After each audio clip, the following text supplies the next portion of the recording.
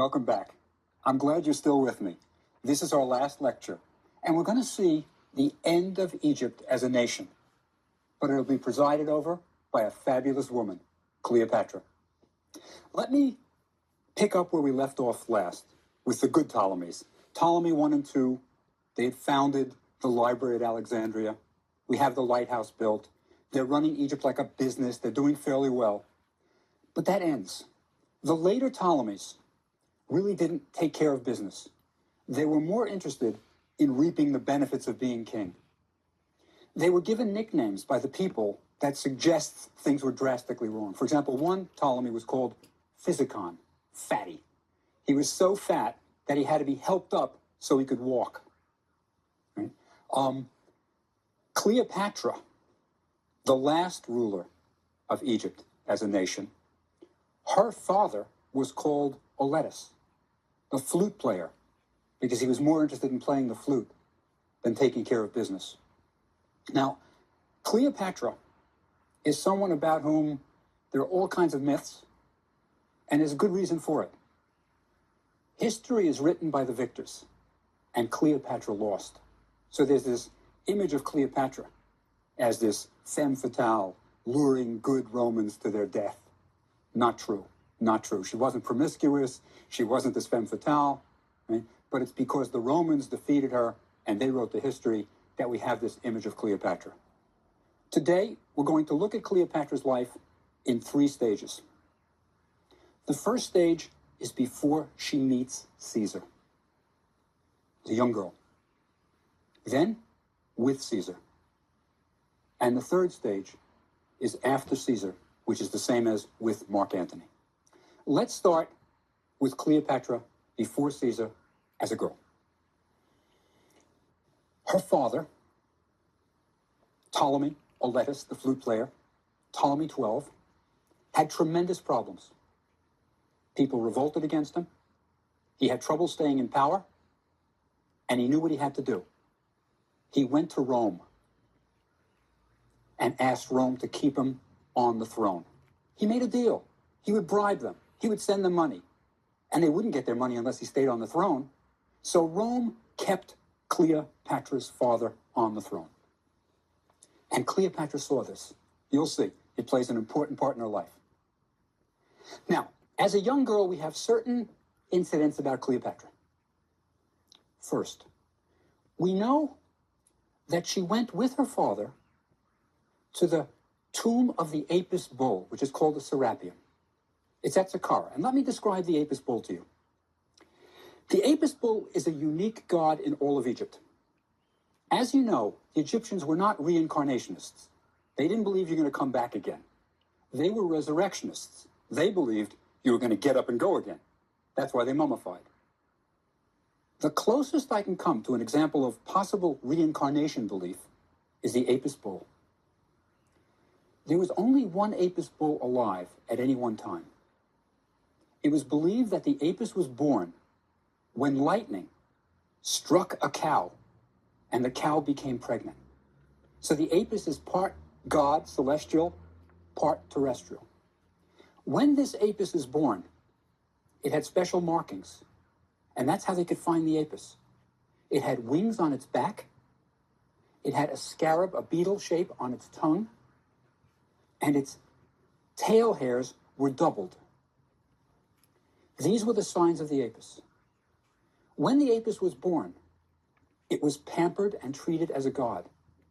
It was kept in a temple, perfumed, fed, and when it died, it was mummified. The bull was buried in a tomb at Saqqara, an old kingdom cemetery, a revered cemetery, in a large tomb, of course.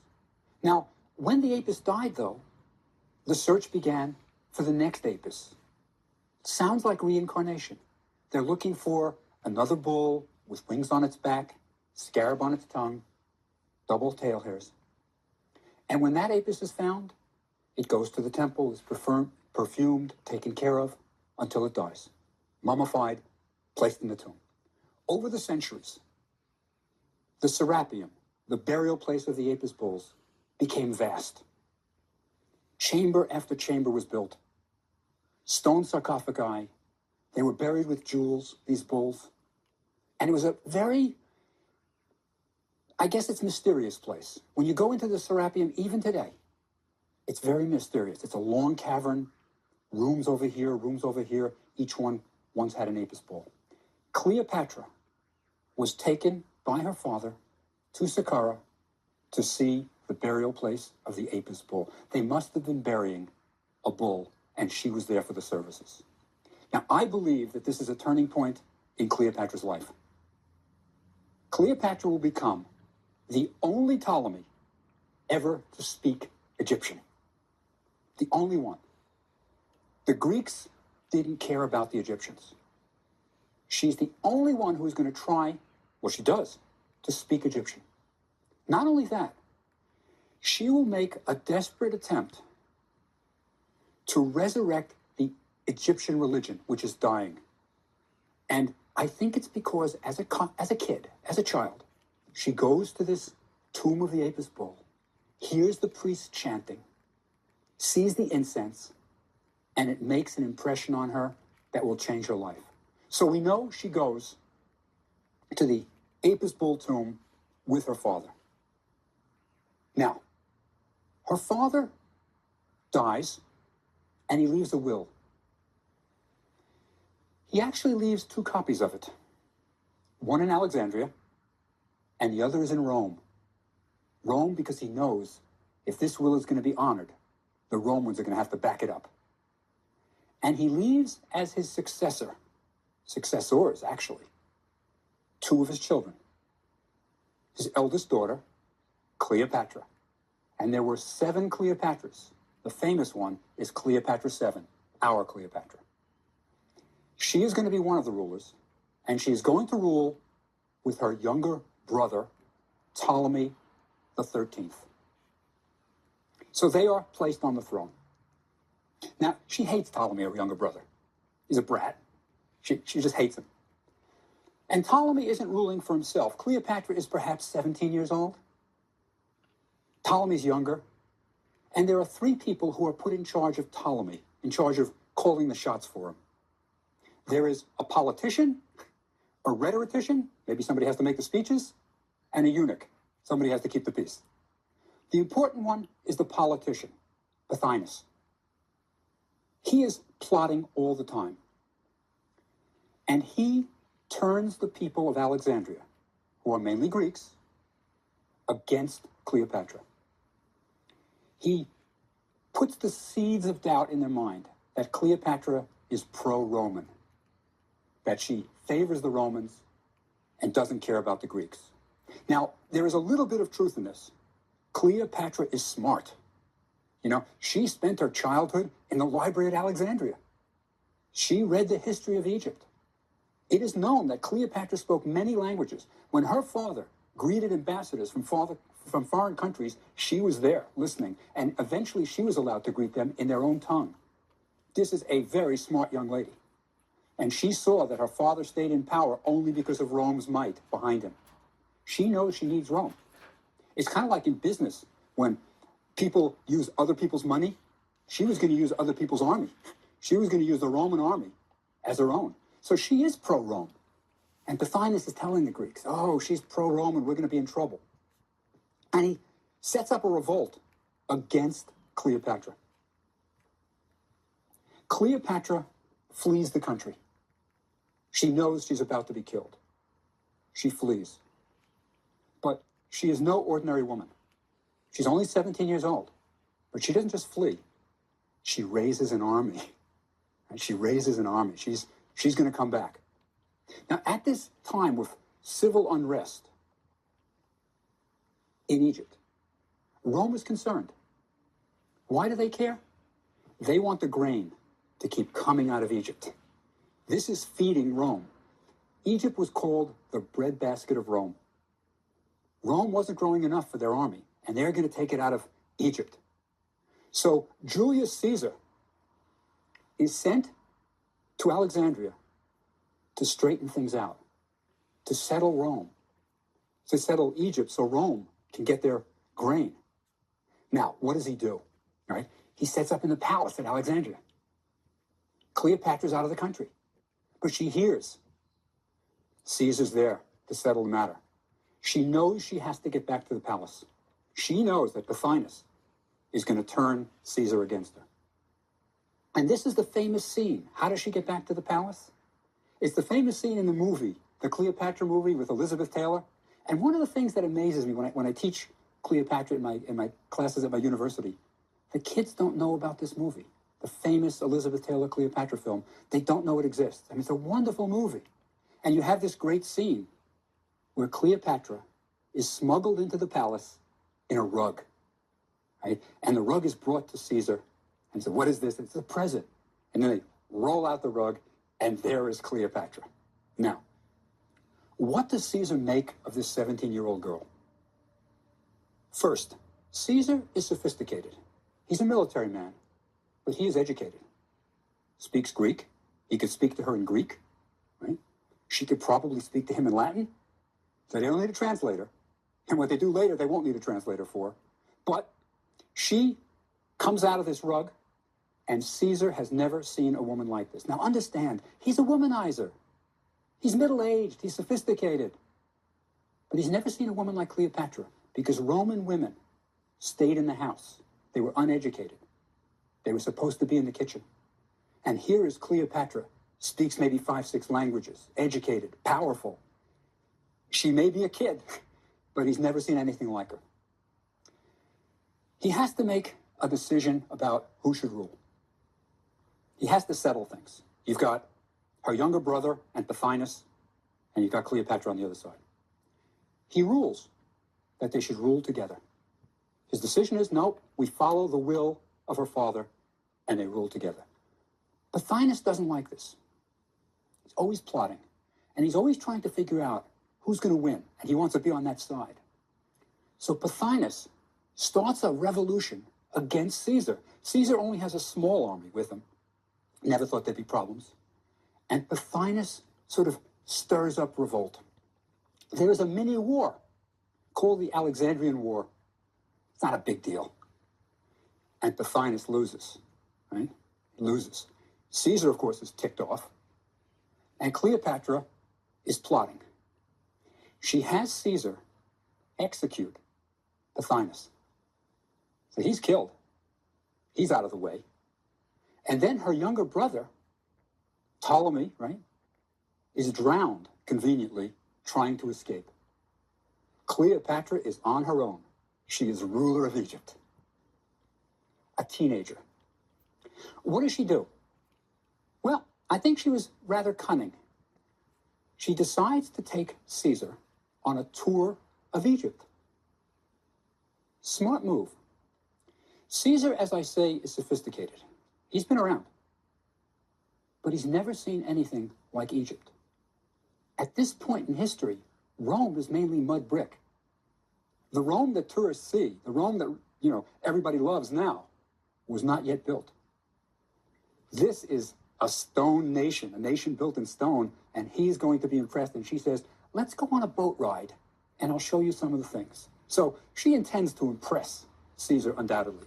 They go on a boat, which it's a Greek word, the megathalos, the big boat, the megathalos, big boat. It was a fabulous boat, practically a houseboat. Now, what would Caesar have seen on this tour? Well, as they go south from Alexandria, they would have seen the pyramids. Caesar would never have seen that. The pyramids that were built by Sneferu. The bent pyramid, the red pyramid, the Great Pyramid at Giza. They might have gone to Saqqara, and maybe for the first time, Caesar would have seen a mummy, an Egyptian mummy. And he would have learned about immortality, how the Egyptians believed in a kind of immortality that I think Caesar may have found appealing. The idea that you can live forever if you're preserved properly. But then they continue their tour south. And they go all the way south, right? They're going all the way to Thebes, the religious capital, which was called Waset by the ancient Egyptians. And there he would have seen the obelisks erected by Hatshepsut at Karnak Temple. And then they continued even further south, as far south as Aswan. He would have even seen, all the people we've talked about, he would have seen their monuments. He would have seen Taharka's Hall pillars. I think he must have been blown away. Never saw anything like it. By the time they reach Aswan, Cleopatra is pregnant with Caesar's child. They stop at a place called Hermonthis, not far from Thebes, not far. And they agree that if the child is a boy, they will build what is called a mamisi, a birth house. It is a little shrine chapel to commemorate the birth of a god. Now, Cleopatra, the ruler of Egypt, is a goddess. So her child is going to be a god. And if it's a boy, they will build this birth house. Now, it is a boy. It is a boy, and they did build that birth house. And if you want to see Cleopatra's name, one of the few places you can see it, because the Romans destroyed her, is go to Hermonthis, and there is one block left of the temple that's upside down, but on it is a cartouche with Cleopatra's name, built for the boy who would be born.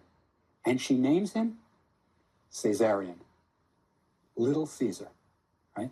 Names him after Caesar. So Caesar has an heir,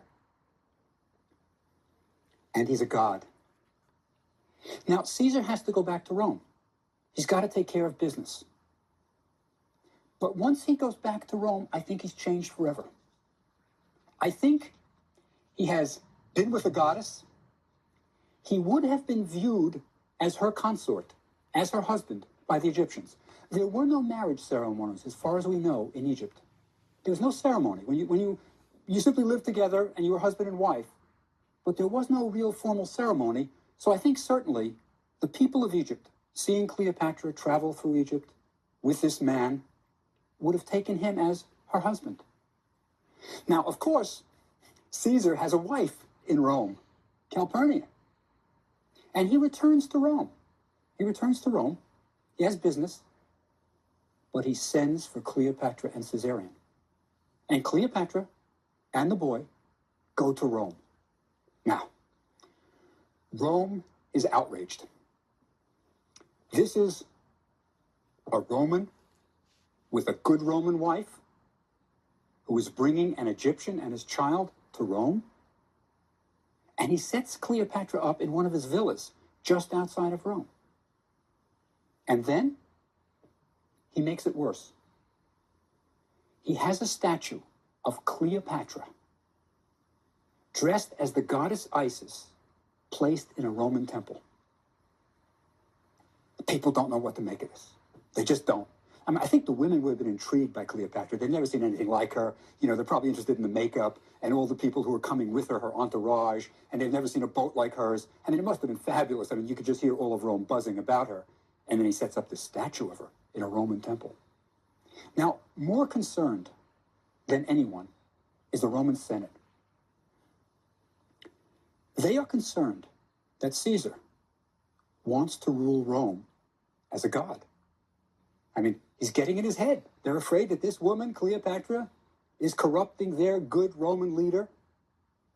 And they decide he has to be killed. Now, this is the famous Beware the Ides of March story. This is where Caesar is told by a soothsayer not to go to the Roman Senate on March 15th. Beware the Ides of March, that he would be killed. He goes anyway, and he is indeed stabbed to death by the Roman Senate. They literally all gang up on him, and they all stab him. Cleopatra is in a bind. She is in hostile territory, Rome, with a child, and she's widowed. Now, I think at this point, there is a very interesting parallel between Cleopatra's real life and an Egyptian myth. Let me say something about perhaps the most central myth in all of Egypt, Isis and Osiris. Now, according to the myth, Isis and Osiris are husband and wife, sister and brother. And they come down to Egypt to civilize Egypt. Now, what I mean by civilizing Egypt is they teach Egypt farming and cattle raising. So they're no longer hunter-gatherers. They are a civilization that is sedentary. And it goes very well. And from Egypt, all other civilization spreads. Typical myth, you're learning that Egypt is the most important place in the world, and everything comes out of Egypt. Eventually, Osiris is killed, murdered by his brother, his evil brother, Seth. Right? But Osiris is resurrected by Isis by magic. She resurrects him. Now, in the form of a bird, she hovers over Osiris. He resurrects, impregnates her, and she has a child, the god Horus. Osiris becomes the god of the dead because he's the first person to resurrect, and he goes to the west. Now, what we have here is Isis, a widow whose husband has been killed. She has an infant child whom she must protect. And there are trials and tribulations which Isis overcomes and protects Horus. This is exactly the situation Cleopatra's in. Exactly. She's got a child. Her husband has been murdered. She flees to Egypt. She flees. She must have thought, oh, I'm like Isis almost. She must have thought this. She stays there for several years. And then this is the end of a part of her life, which is with Caesar. Then Antony enters her life. Now, Antony is a general. He's no Caesar. He's not cultured. He's rough around the edges. And he asks to meet Cleopatra. Why? He needs Cleopatra's support because there's civil unrest in Rome, and he's going to have to wind up fighting Octavian, perhaps. So he goes to see if Cleopatra will back his war. Cleopatra meets him at Tarsus, but she makes an incredible entrance. She has this boat that's fabulous. They've got gold dishes on the boat, solid gold dishes. And the oarsmen are dressed as gods in costumes. And she pulls in, right? And she invites Antony, who has never seen anything like this, to dinner. And this is the stuff of which legends are made. At this dinner, she has these big pearl earrings on. And according to the legend, I don't know if this actually happened or even if it's possible, she takes off one of these big pearls that everybody's looking at, and she drops it in her wine cup, which is vinegar, partly vinegar, and it dissolves, and she drinks it, right, just to show the pearls mean nothing to her. After the party, she gives away the gold dishes to the guests as party favors. Right? Oh, you like the furniture? Take that too. Antony is impressed. He goes back to Egypt with her. And they sort of hang out together, and that's the best term for it. It's not official government business, but they are hanging out together. They are drinking. He's rough at the edges. She can live that kind of life too. And she becomes pregnant. Now, remember, he's no Caesar. I think Caesar was the love of her life. I really do. Antony's no Caesar. And she has twins by Antony. Twins. Now, remember, she named the son of Caesar Caesarion. Well, she has a boy and a girl, but she doesn't name the boy Antony. She names the boy Alexander Helios, Alexander the Sun, named after Alexander the Great. She's looking back at her heritage. The girl is Cleopatra Selene, Cleopatra the Moon. So she has these two children. Antony has to go back to Rome, take care of business. And what does he do? He marries another woman. He marries Octavian's sister, Octavia. Political marriage. Makes sense. But Cleopatra must have been furious and deserted. I mean, she's a widow with 3 children, right? I mean, don't think of her as this poor, woman with 2 in diapers. She's queen of Egypt. She's doing all right. But she must have been furious. Anyway, later, several years later, Antony is about to fight his wars, and he needs Cleopatra. He needs the army to be sustained. And he sends a messenger to Cleopatra. He says, will you meet me? Now, this is the woman he's abandoned, right? She says yes. But remember, she is very, very smart. She is cool and calculating, and she agrees to meet Antony in Syria. They meet, but she arrives with an agreement already worked out in her head. It is the kind of agreement that any Hollywood lawyer would be proud of. She will help Antony, yeah, but he's got to make certain concessions, right? What concessions? First, they will be married, right? They will be married, but he's not going to rule Egypt. Caesarion is the ruler of Egypt. Also, in return for financing the war, Cleopatra is going to get Sinai, Judea, Cyprus, and Arabia. Right? Caesarion, he's going to rule Egypt. Antony agrees. He's stuck. He's got to do it. Right? So they agree. And during this period, she has another child. Names him not Antony, Ptolemy. Ptolemy. She knows that Antony isn't somebody you can really anchor yourself to. She needs him. He needs her. They're doing okay.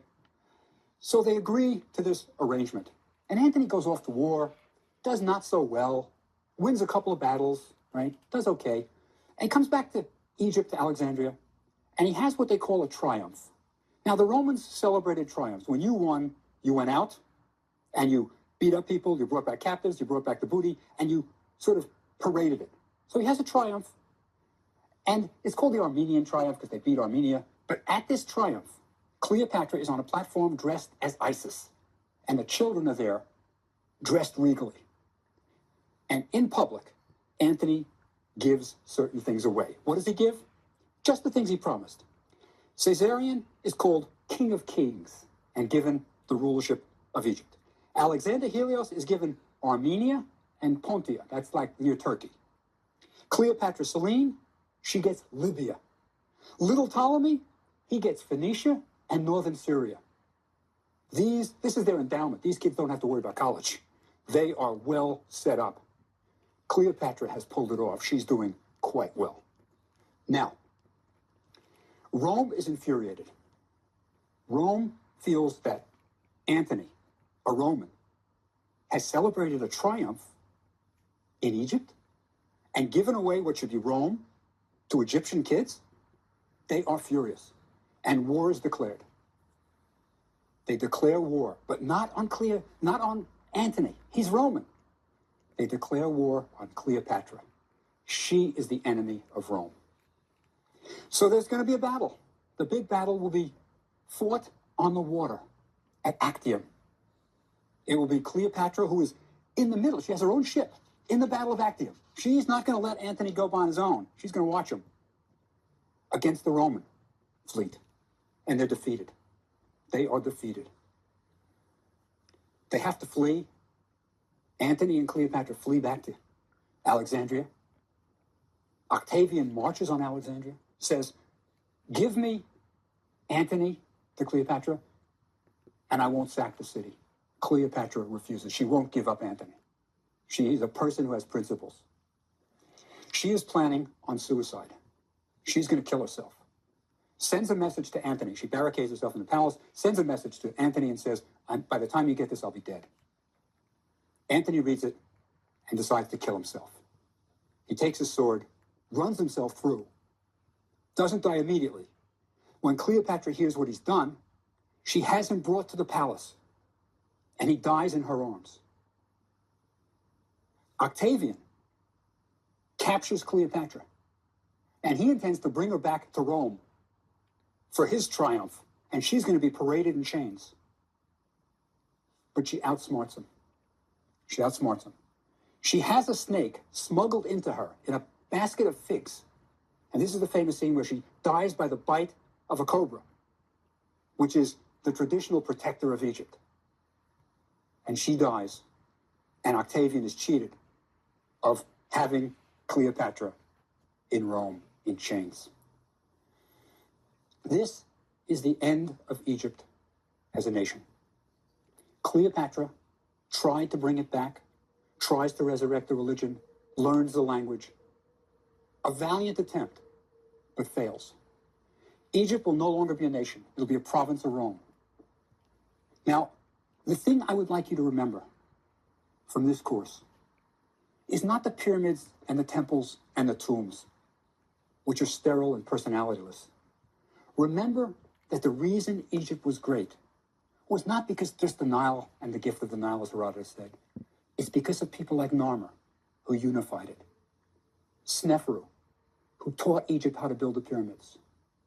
The Nubians, who tried to unify it and bring it back. And Cleopatra, who tried so valiantly to resurrect Egypt. Thank you.